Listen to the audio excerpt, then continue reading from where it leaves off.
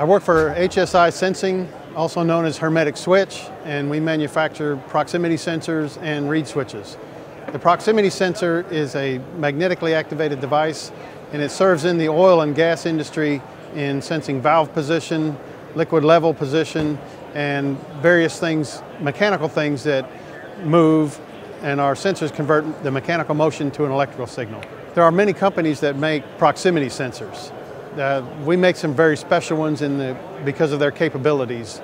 In their high power, they are magnetically activated with very precise activate and release points, and they are impervious to strong signals for like line capacitance and inductive signals. They have very durable contacts. We make the only sensor of its type that has pure tungsten contacts. No one else in the world makes that.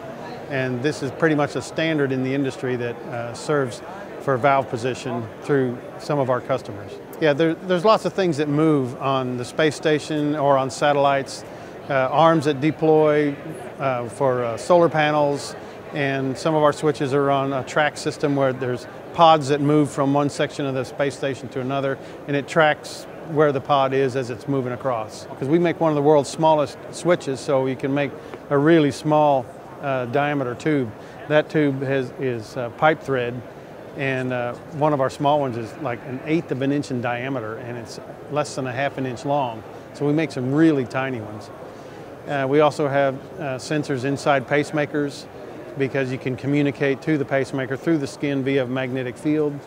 One of the neat applications is temperature monitoring for astronauts and athletes, because your body core will show elevated temperature before any external means, for a thermometer under your tongue or a probe in your ear will show.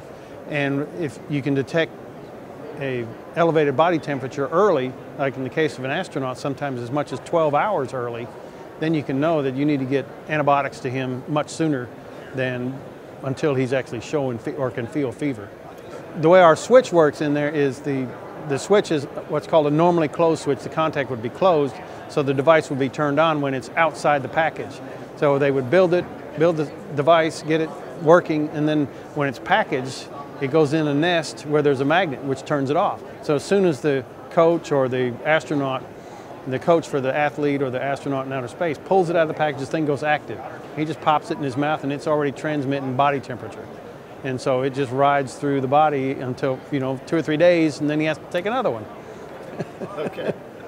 The oil and gas industry, one of the big volume sensor is a valve position monitoring.